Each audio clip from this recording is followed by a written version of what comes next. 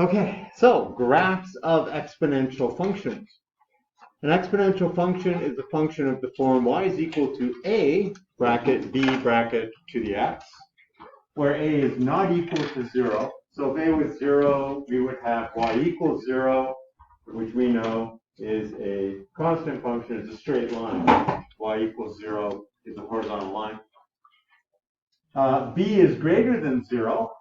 Okay, so that's kind of new. So the base of the exponential function has to be greater than 0. It's got to be positive, in other words. And b is not equal to 1. And it's a question of what happens if b is 1? Well, so if we go here, I'm showing the graph y equals a to the x. So in this case, probably that should be a b. I'm going to change, well, it will be, but. So just some base to the power of x. And if the base is 1, we just have the line y equals 1. Right? So that's why the base can't be 1. And it's got to be positive, so let's get an actual here. So let's start with 2 to the x. 2. There's y equals 2 to the x. That's kind of a basic exponential function. Okay? And if we think about values for this in the table of values, so 2 to the 0. Well, what's anything to the power 0? It's just 1, right? Anything to the power 0 is equal to 1. 2 to the 1 is 2. 2 squared is 4. 3 squared is 9. Can I get any negative values if I take 2 and raise it to any power? We can't get negative. Can we get 0? Is 2 to the anything 0? The answer is no. Like we can do 2 to the negative, right? So if you think about it, here's negative 1, right? 2 to the negative 1 is 1 over 2 to the 1, or just 1/2. So at negative 1, that's a half, right? And this scale is, each of these grids is a half, 1, 1.5, 2, a half, 1, 1.5, 2. So that's negative 1 and 1/2. 2 to the negative 2 is 1 over 2 squared. So remembering back, we spent the day reviewing exponentials. So with a negative exponent, you make it positive. So 2 to the negative 2 by putting it, and think of 2 to the negative 2 as 2 to the negative 2 over 1. So if it's in the numerator, it moves to the denominator, it becomes 1 over 2 squared, or 1/4. Now, we can actually play with these a little bit. And what I'm going to do is change it so that it goes from 0. So I get 0 in there, because we know that it has to be greater than or equal to 0. And let's go to 10. And I'm just going to press play. We'll see what happens. So as it climbs up, it gets steeper. You notice that at 0, it's still equal to 1. Uh-oh. And then something happened. So as the numbers get bigger, this gets steeper. And then something happened here, where the graph did what? So there it is at 1, where we don't want 1. But here, between 0 and 1, the behavior of the graph changed. Now still, when x is 0, right? In this case, we've got 0.6 to the x, right? We're between 0 and 1. Let's use 0.5. It's kind of nice just to stick. If we're sticking with 2, let's go with 1/2. So at a half, well, 1/2 to the 0 is still 1, right? Anything, any base. We're keeping our base positive, but when the base is between 0 and 1, we've got this behavior going on with the graph, right? So let me just take it, we'll just drag it up, or we'll hit play again. Press play, so that was a half. So when the base is greater than 1, we've got this behavior. And when it drops between 0 and 1, then this happens all of a sudden, right? Just for that little bit. Okay, so we got an idea what's going on. Let's check that out here. So complete table to summarize the properties. So we had 2 to the x, but as we were climbing, it became 4 to the x. And so here's the graph of 4 to the x. We do have that characteristic that when x is 0, that y is going to be 1, right? 4 to the 0 would be 1. We've got, let's take a look at So how many x-intercepts do we have? How many times does it cross the x-axis? 0. 0, right? There are no x-intercepts. Does it ever touch the? Nope. No? Okay. So think about it. So when it's getting close to 0, that's when we're starting to go down this way, right? So when we're getting large negative numbers. So if you think about it, you're going to say maybe, well, so, you know, we said 2 to the negative 1 was 1/2, 2 to the negative 2 was 1/4, 2 to the negative 1,000 will be 1/2 to the 1,000. Now 2 to the 1,000 is a really big number, right? 2 times 2 times 2, 1,000 times. What happens when I take 1 and divide it by a really big number? We get a really small number. Okay, but we can't get 0. We can make the y value as close to 0 as we want. We can get it to be 0.000, you know, like 1,000 zeros and then a 1. But you can't ever get it to be 0. So there are no x-intercepts. What is the y-intercept? That one's easy. So notice the first part is saying, what is the number of? How many are there? None. Second one is, what is the y-intercept? What is the value of? So in this case, it's 1. What is the end behavior? So where are we going? So remember, end behavior is as we go from left to right. So we're going from which q to which q? Q2 to Q1. As we're doing that, what's happening? Is it increasing or decreasing? Increasing. So the end behavior is Q2 to Q1 increasing. So it's going from quadrant 2 to quadrant 1, and it's getting bigger, okay, as it goes. What is the domain? Yeah. So set of all x, x belongs to the real. So we can do 2 to the power of any real number. Right? We can do 2 to the 7. We can do 2 to the negative 12. We can do 2 to the power of pi, whatever that means. We can do 2 to the power of root 7, any real number. What is the range? So can y equal 0? No. So then it is y must be, y is greater than 0, and y belongs to the real. All right, let's contrast that with this. So we've got 2 times 5 to the power of x. So if this were just 5 to the x, all these things are going to be exactly the same. Right? So there's a number in front. So how many x-intercepts? None, right? You can't intercept the x-axis. What is the value of the y-intercept? 2. So in this case, it's not 1. Here it was 1. Here it's 2. What is the end behavior? So Q2 to Q1, increasing.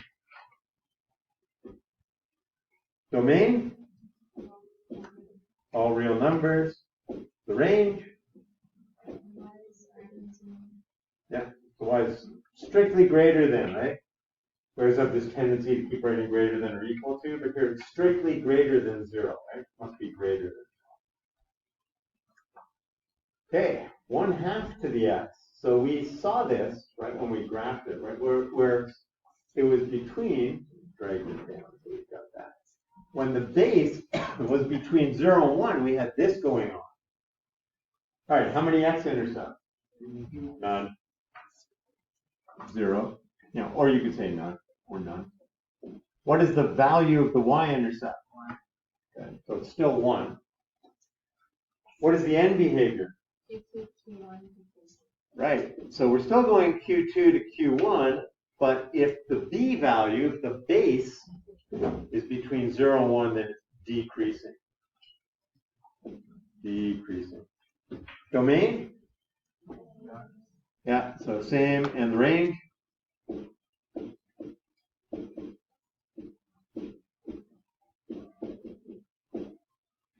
Okay, still the range is y is greater than 0. Okay, 4 times 1/4 to the x.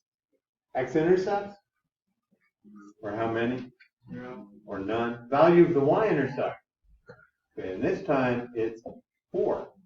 End behavior, decreasing domain, range,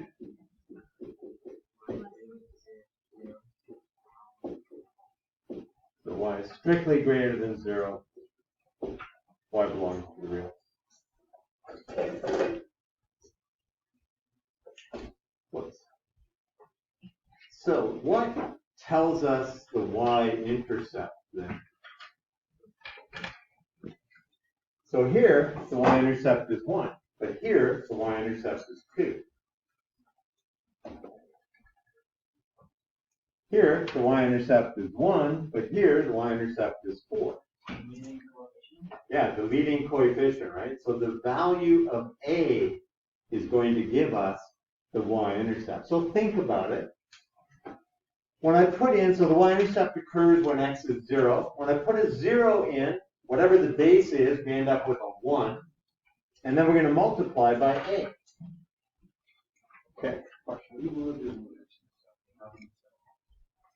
Because we went through it. We said, well, it's going down as it goes to the left. Okay? As you're going to the left, if the base is greater than 1, it's going down to the left, right? It starts out really low and then it increases. So we said, well, what if it's negative 1,000? We end up with 1 over 2 to the 1,000. Okay, which isn't 0, but it's 1 over a really large number, so it gets close to 0. Okay, but it can't ever be 0. What if it's negative 1,000,000? Well, then it's 1 over 2 to the power of 1,000,000, which is even bigger, but you still can't have 0. Okay. So the only way really to get a 0 when there's division involved is to have a 0 up top, right? 0 divided by something gives you a 0. So in this case, there is no 0 up top. It's always going to be a 1. 1 divided by something, and that can never be 0. Okay, so an exponential function has how many x-intercepts? None, 0. The value of the y-intercept is the same as the a value, right? So when it's just y is equal to 2 to the x, you can think of that as y is equal to 1 times 2 to the x. Okay, so the base, the thing that's being raised to the x, that's your b value. And in this case, there is no a value, but no a value means a is 1, not a is 0, right? Don't equate, there's no a with a being 0. That's not true. The end behavior extends from q to q. 1. The function is increasing if the value of b is greater than 1. The function is decreasing for values of b between 0 and 1, right? So that's the math way of saying between 0 and 1. That 0 is less than b, which is less than 1, simply tells us that b is between 0 and 1. But there's no equal to here, right? So it can't be equal to 0, and it can't be equal to 1. The domain of an exponential function is all real numbers, right? So the set of all x such that x belongs to the reals. The range of an exponential function is, yeah, so y has to be greater than 0, right? Remember, strictly greater than 0. Set of all y is greater than 0, y belongs to the reals. It's very doubtful that in a written response they can ask you for a domain and range, but it is possible. If you're not sure how it goes, look back in the test. Somewhere in the test they will have written a formal domain and range, and you can just copy the format that they're using. Okay, so you will see one, because elsewhere in some of the other questions they're going to list a domain and range, like really highly likely. Example of an exponential function. So we talk about paper folding. Number of folds and the number of layers, right? So if we make no folds, we just have a sheet of paper, right? One layer of paper. If we make one fold, how many layers do we have? 2. If we then fold that in half again, how many layers? 4. And if we fold that, okay, now I mean, I could demonstrate it for you, but if you're here, you kind of know, well, I can demonstrate it. Stick these here. Here we go. So 1 layer, fold it in half. 2 layers, fold that in half. We got 1, 2, 3, 4 layers. Fold that in half. We got how many? 8. Fold that in half. 16. Fold that in half. Fold that in half. How many times can you actually fold a piece of paper in half? Yeah. So if it's just regular paper, yeah, about 7 times, right? In your textbook, they're going to show you an example where somebody took a really long kind of piece of toilet paper, rolled toilet paper, and folded it in half like 12 times. Mythbusters did it too. Yeah, so a regular paper, yeah, you can go about 7 times max. Right, even if you take a humongous press or something, yeah, there's a lot of pressure on it still. So what's the initial value? How many layers for 0 folds? So the initial value, yeah, is 1. That's your A value. So the A value is the initial value, right? Think about it, because that occurs when x is equal to 0, right? The y-intercept. The y-intercept is your initial value. The initial value is always when you're starting. And when you're just starting, then your exponent is 0. For each constant increase in the number of folds, so we go from 1, how many times bigger do you get each time you fold? So you're going to multiply by 2 each time, right? You're going to get twice as big. Every time you fold it, you get twice the number of layers. That's your B value, right? So the B value is the amount that you're multiplying by, right? Each time we go, we multiply by 2, multiply by 2, multiply by 2. So the equation that represents the number of layers of paper after x folds, so it's y is equal to the initial value, which is 1, the base, the B value, to the power of x.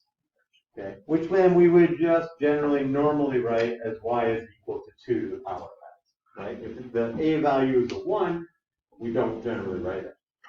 But we just got to keep in mind that the A value is the value you get when x is 0, the initial value. Put an x is 0 here, 2 to the 0 is 1, to get y equals 1, so that's your A value. All right, let's compare these two exponential functions. 6 times 2 to the power of x and 6 times 1/2 to the power of x. So what's the only difference between them? Yeah. Yeah. So if we said compare means similarities and differences, then you would say, using specific values, we would say the A value of each equation is 6. That's the similarities. They're both exponential functions, so that's also a similarity. And the difference would be, the difference between them is that the B value in the first function is 2, whereas the B value in the second function is 1/2. That would be the difference. This just says, what is the only part, the B value? How does that affect the shape of the graph? So what's going on? We can say what? When B is equal to 2, what do we know is going on?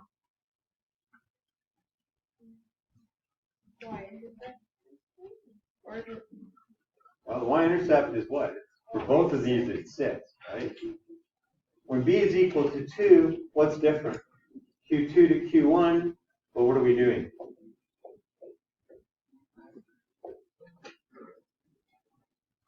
We're increasing, right? When B is 1/2, what's going on? We're decreasing. So still Q2 to Q1. Remember, we describe the end behavior as we go from left to right. So Q2 to Q1, but in this case, it would be decreasing. Okay, and we can say both have a y-intercept of 6. So one graph is going to look like this. Y is 6. the other graph is going to look like this. And that's y is equal to 6 times 1/2 to the x. Similarities, both have a y-intercept of 6. Both exponential functions. Domain of both is x belongs to the reals. They both, excuse me, they both go from Q2 to Q1. Differences, one is increasing as it goes from Q2 to Q1, one is decreasing. Similarities, both y-intercept is 6. I don't know if I said that. They both have no x-intercept. And so on, right? What about the b value? Well, we just said that. So in any exponential function, if the value of a is positive, and generally for us, I'm trying to think, we pretty much keep our exponential functions with a positive value of a. Right? So really, when you're dealing with exponential functions, you're just worried about the b value and what that means for the function. Okay, so what does that mean? Is it increase each one of these, increasing or decreasing? So just take a moment, run down the list. I'm just going to pause this. Okay, what's the first one doing? Decreasing. Can't write anymore. Next one. Increasing. Next one. Next one. Hey, oh, there they are. The computing power. And the last one. Amazing. Slight delay. So in the first one, 1/3 is between 0 and 1. 5/3 is bigger than 1.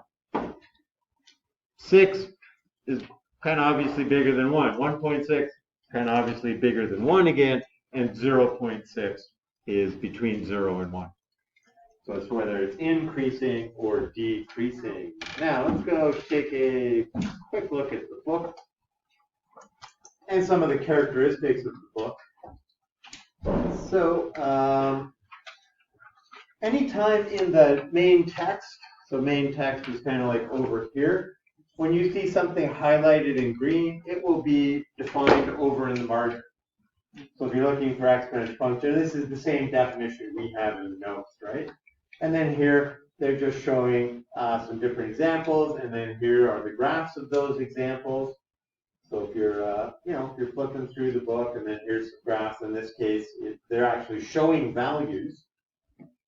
Okay, and then they're showing the graphs, and we're looking at, oh, hey, well, so when a is between, when b is between 0 and 1, we're going Q2 to Q1, and we're decreasing. Okay, we've got our usual suspects, the number of x-intercepts, what is the y-intercept, the end behavior, domain, and range. So that's just the stuff that we look at generally when we're looking at some functions. So also in the book, which I'm sure you've noticed by now, because you've been in there doing some homework questions, at the end of each section, there's always a summary. So in summary, an exponential function has this form.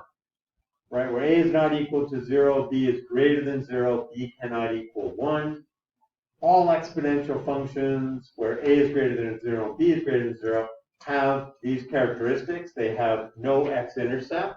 The y-intercept is a. The end behavior is Q2 to Q1.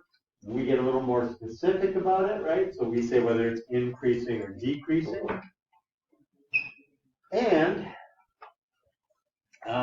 so we've got the increasing and decreasing here. With increasing, we call that exponential growth. Exponential, because it's an exponential function, we call that exponential growth. And if it's decreasing, it's called exponential decay. So where have we seen exponential growth in real life over the last, what's it been, 6 months? COVID-19. COVID-19 initially presented with exponential growth, right? You can look at the curves. So if you look at the curves, they climb like this, right? Initially they exhibited exponential growth. Then they have like a further your understanding section, which is again just asking, so which of these, what are the x-intercepts, et cetera. So we did a bunch of those. For here, predict, right? What's the end behavior? And that's that for 6.1. So there are questions for you to do. That's laid out on the timeline. So timeline's on the front of the booklet. Okay. So one sec. So the second part of almost everything we do is like, what's the equation, and then how does that relate to the graph? And they're very related, right? So here, hey, number of fools. Where'd that come from? Oh, and then the toilet paper. It's not impossible to fold any piece, paper, blah blah blah, very long piece of toilet paper 12 times. Okay, now you can look at that and sort of say we're not getting a 13th fold in, right? Because eventually. Yeah, it's gonna, I don't know how, does it say how long? Somebody go Google Brittany Galvin toilet paper, find out how long that piece of toilet paper was. But we're looking at predicting characteristics, right? So here's a graph, tell me about the graph from the equation, right? So you can look at the graph and you can say, oh, well, A is 7 or whatever. You can say the B value is between 0 and 1. Or we can look at the equation, and from the equation we can say it goes Q2 to Q1 and it's increasing, et cetera, right? So here, it's got a y-intercept of 2, and as it goes from Q2 to Q1, it's decreasing. It is called exponential decay, because B value is between 0 and 1. How can you determine the y-intercept? You're always just looking at the A value, but you set x to 0, which makes this 1. Which makes the y-intercept A. 4,000 feet. How many feet in a mile? 5,280. So it's like almost a mile-long piece of toilet paper. There's one other thing. Okay, so there's one other thing with exponential that we need to know, and it's this little number e. Y is equal to e to the x. And that e is called Eulers number, or Euler. I think it's Eulers. It is an irrational number. Okay? Like pi is irrational. Irrational just means it can't be written as a fraction. Right? So pi can't be written as a fraction. Square root of 2 can't be written as a fraction. They're what are called irrational numbers. But go back to like 10z. Irrational is irrational. The number occurs naturally in some situations where a quantity increases continuously, such as an increasing population. So in post-secondary, if you're doing something in biology or something in healthcare, where you're modeling something like an increase in things, oftentimes you're going to see this e used as the base of the exponential function, right? So you just need to be aware. Its value is 2.718, right? It keeps going forever. Which basically means, as far as you're concerned, the base is greater than 1, it's exponential growth, okay? It's going to behave, it's going to look about the same as 3 to the x. If you graph y equals 3 to the x, it's going to look very similar to that. So all we know is it's going to look like this, right? It's called y is equal to e to the x. That's a 1. And it has this particular value. Okay? So you may see it written as the base of an exponential function. There it is graphed. So connecting the characteristics, so we did, right? You can look at this. What's the y-intercept? 9. Q2 to Q1, what's it doing? Decreasing, right? So if the base is between 0 and 1, can't be 1, we got decreasing. The base is greater than 1, it's increasing. Okay, it's an exponential function as long as the variable is up there in the exponent, right? So it makes it an exponential function. Looking at the next one. So one nice thing about this book is as they're showing you an answer, they're sort of showing the reasons, right? Like why is this? So if you can look through the notes, right? It's not forbidden. You don't have to just open the book to the questions. You can actually start at the beginning of it and just kind of flip through and look at it. And they say, well, what are they doing, right? And this is the, why are you doing it this way? What is it that's allowing you to say these things? So I kind of really like that about this book, is that it gives good explanations. This one, okay, we should do this. Matching an exponential equation with its corresponding graph. Okay, give this a shot. You got A, B, C, D, you got 1, 2, 3, 4, or I, and IV. So which one goes with which? So it's kind of the same as in polynomials, right? Matching an equation. Oh, it's a cubic. Oh, it's a cubic with a negative leading coefficient. So I know it goes Q whatever to Q whatever. This one is, oh, it's an exponential. It's got a base between 0 and 1. So I'm looking for decreasing, right? I'm going to look at C or D if I see the bases between 0 and 1. I'm going to look at A or B if I see the base is greater than 1. To separate them, I can look at what to see what. What else would we look at? So B value tells us increasing or decreasing. A value tells us what? The y-intercept, right? So this has a y-intercept of 3 and nobody else does. And it's decreasing. So that's got to be C. Right? C is the only one with a y-intercept of 3. That's really all I need. I don't even need anything else. Both of these, well, this one has a y-intercept of 2 and it's increasing. Okay, so that's got to be this guy. 2 and 3 both have the same y-intercept. What tells them apart then? So what's this guy doing? That one's increasing, which will be this guy here. So that's II, and this guy is decreasing. Okay, so that's relating the equation. I have the equation, it's going to tell me something about the function, right? In this case, the y-intercept and the end behavior as to whether it's increasing or decreasing. And then here's somebody's solution, right? And you can look at their reasoning, if you like. They're telling you, here, I knew that this parameter was this or that. So I like it. It's kind of nice, right? It shows you what they're thinking. So when you're reading through the example, it's not just sort of like, and then here's the answer. It's like, well, here, I knew the parameter A in the function in this form represents the y-intercept, so this function has this and that. No, give this one a shot.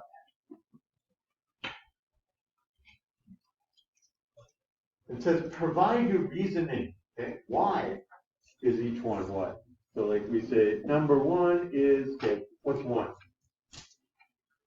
B. B? Yeah. Why is it B? Y-intercept of 1. Okay, so what is B? So y-intercept of 1. What else? Increasing. B is greater than 1, so it's increasing. Okay, so do that for the rest of them. So come up with an answer and then justify your answer. What is it that allows you to say that, right? That's like what's going to be on the written, on the diploma, right? The whole reason that written is, what are you thinking? Why are you doing this? What allows you to make that statement? What allows you to say that? Justify. Because we use the word justify.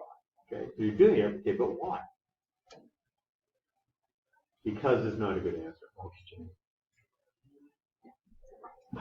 Why? Because I know he said don't say because. I know you're not going to give me any marks, but I hope I provided you with a little levity. You're sitting there in that room with a bunch of other people marking these things. Hours upon end. What's II? C. C? Why?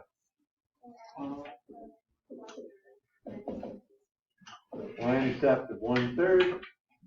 What can we say about, what'd you say it was? 2. C. So the B is greater than 1, so it's increasing. What's III? D? Why? Okay, so y-intercept of 3, D. Y-intercept of 3, which means that A is equal to 3. I guess here we could say A is equal to 1/3. I guess here we could say A is equal to 1. and what else? For 3. It's decreasing, right? B is between 0 and 1, so it's decreasing. And therefore, IV must therefore be A. Is it? Well, we got a y-intercept of 1. Means that A is equal to 1. And what else?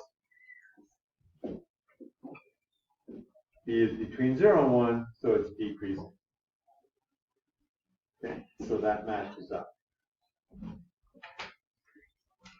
Key ideas, again, in summary. So every section in the book, every time you go into the book, like flip, if you do nothing else, if you don't look at any of the examples or anything, that's fine. Just go look at the key ideas.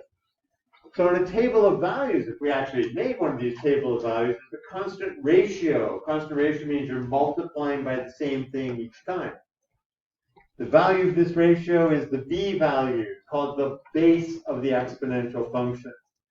A is a non-zero multiplier, right? If A was 0, you just end up with y equals 0, which is just a flat line, right? It's just the x-axis. And the value of A is the y-intercept. It's increasing if the b value is greater than 1. It's decreasing. Increasing is called exponential growth. Exponential growth. What do you know of that goes through exponential decay? Anything? Anybody ever heard the term exponential decay? Ever heard the term half-life? Yeah. Not the game. What's half-life? What does it relate to? Yep. Yeah, radioactive elements, right? So something which is radioactive has a half-life. So if you start with 1 kilogram of it, after 1 half-life, there'll be 500 grams of that remaining. The other 500 grams will have decayed to something else, right? Going from whatever to whatever. I don't know. I'm not a chemistry teacher, but it changes. The element changes. Changing the parameters. Okay, so does not change the x-intercepts, the end behavior, domain, and range. Characteristics are identical in all exponential functions. And I just wrote exponential decay across an exponential growth graph. This guy is exponential decay. That shows that it's decay. Check to understand, just determine if it's growth or decay. That's pretty easy to figure out. And then onwards.